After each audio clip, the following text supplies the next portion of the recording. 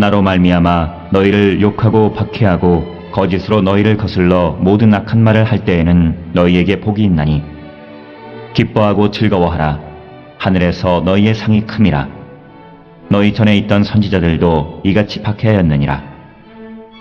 사람은 과연 다른 사람들 때문에 불이익을 당할 수 있을까?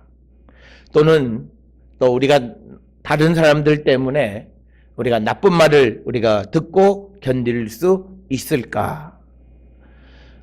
그런데 오늘 주시는 11절에서 예수님은 나로 말미암아 너희를 욕하고 박해하고 거짓으로 너희를 거슬러 모든 악한 말을 할 때에는 너희에게 복이 있나니 이렇게 말씀을 합니다.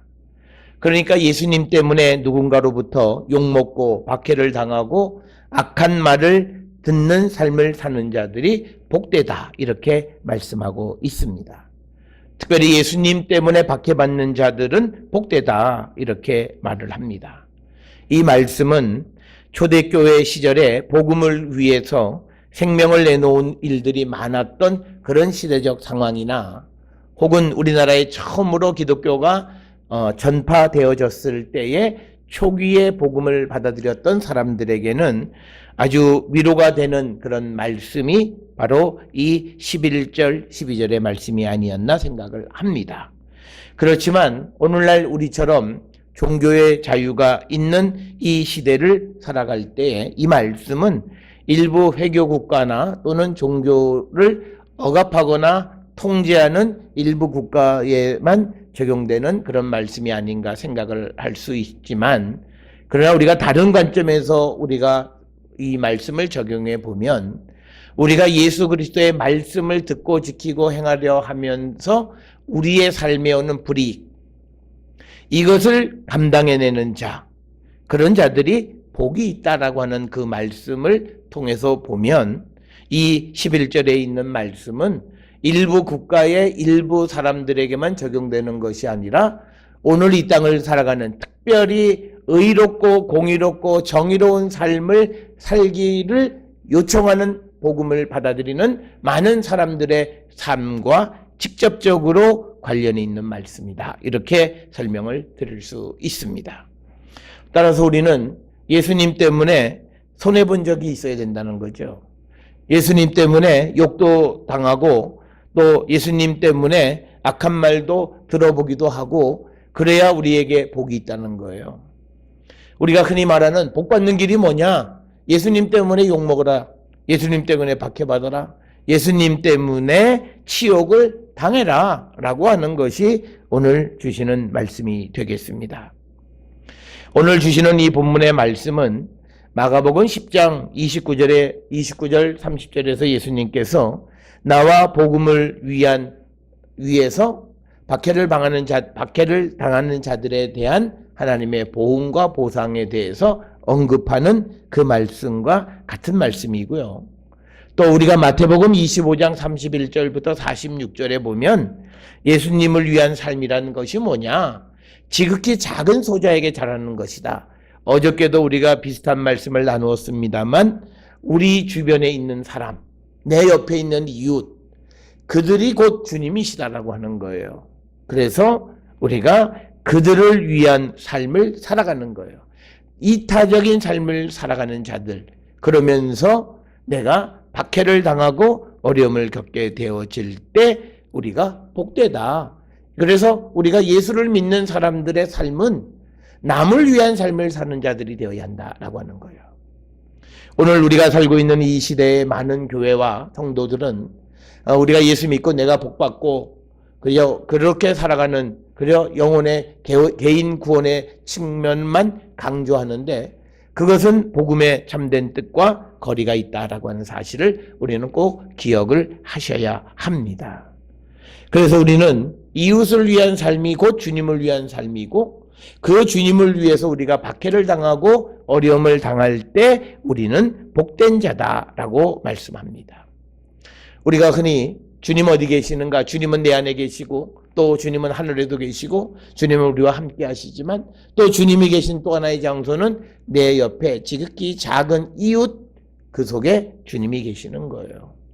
그래서 우리가 그들을 위한 삶을 살아가는 것이 곧 주님을 위한 삶이라고 하는 성경의 가르침에 우리는 귀를 기울이고 사는 자들이 되어야 할 줄 믿습니다. 특별히 오늘 주시는 5장 11절에서 우리가 예수님을 위해서 그리고 우리의 이웃을 위해서 우리가 욕을 듣고 박해를 받고 악한 말을 듣는 삶을 사는 것이 하나님의 축복이다. 남을 위해서 살아가는 삶이 하나님의 축복이다라고 하는 것을 우리에게 가르쳐 줍니다.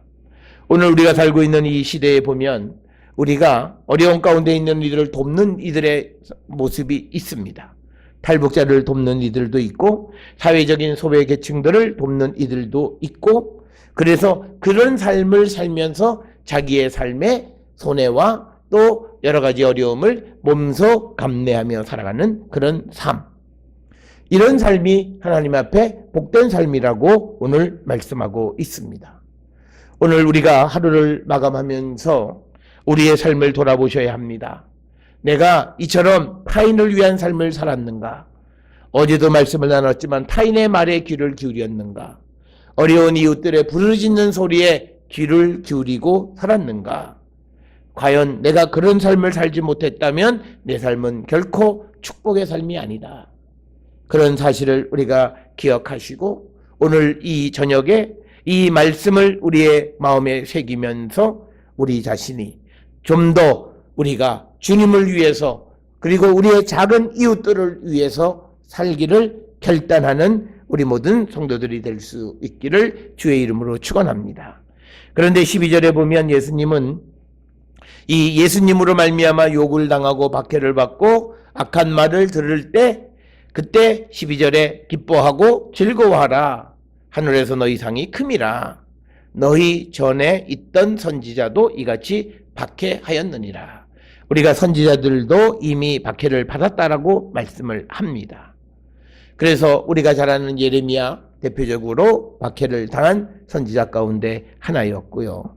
또 우리가 이런 삶을 살아가는 자들에게 천국에서 상이 크다, 하늘에서 상이 크다라고 하는 겁니다. 그렇기 때문에 우리는요, 이렇게 박해받고 우리가 어려움에 처할 때 우리가 기뻐하고 즐거워하는 자가 되어야 돼요.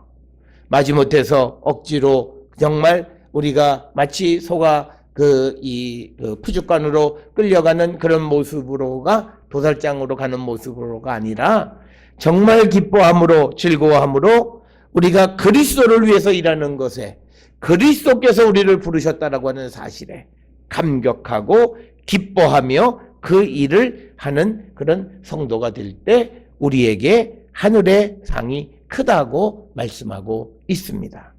하늘에서의 상, 이 상은 우리가 얻을 수 있는 것이 아니라 전적으로 하나님의 주권으로 하나님이 우리에게 허락해 주시는 겁니다. 그 상 가운데 가장 큰 상은 우리가 하나님 나라에서 주님과 함께 영원히 영생을 누리고 살아가는 것이 가장 큰 선물이겠죠. 바로 그 상을 우리가 얻을 수 있는 자가 될 수 있다고 오늘 우리에게 말씀하고 있습니다. 사랑하는 성도 여러분, 우리의 삶을 돌아보셔야 합니다. 오늘 우리가 살고 있는 이 시대는 남을 위해서 살려 하지 않습니다.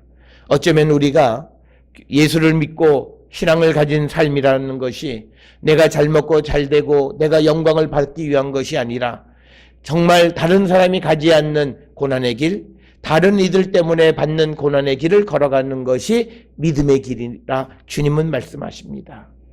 예수께서 우리가 다른 이들의 구원을 위해서 고난의 길을 가셨듯이 우리도 이 땅을 살아가면서 우리를 위해서 희생하셨고 십자가에 달려 돌아가신 예수님의 뒤를 따라서 우리도 다른 이웃들의 구원을 위해서 희생의 길을 걸어가는 자, 그런 자들이 복되고 하늘에서 상이 크다. 그리고 그 일을 할 때 기뻐하고 즐거워하라고 오늘 우리에게 요청하시는 귀한 음성입니다. 사랑하는 성도 여러분, 우리의 삶이 어떤 모습인가? 너무나 이기적인 시대에 개인주의적이고 이기적인 것에 우리가 매몰되어서 내 옆에 아파하는 이들, 고통 가운데 있는 이들, 부르짖는 소리에 귀를 닫는 이들이 아니라 그들을 위해서 함께 일할 수 있는 그런 교회와 성도가 될 수 있기를 주의 이름으로 축원합니다.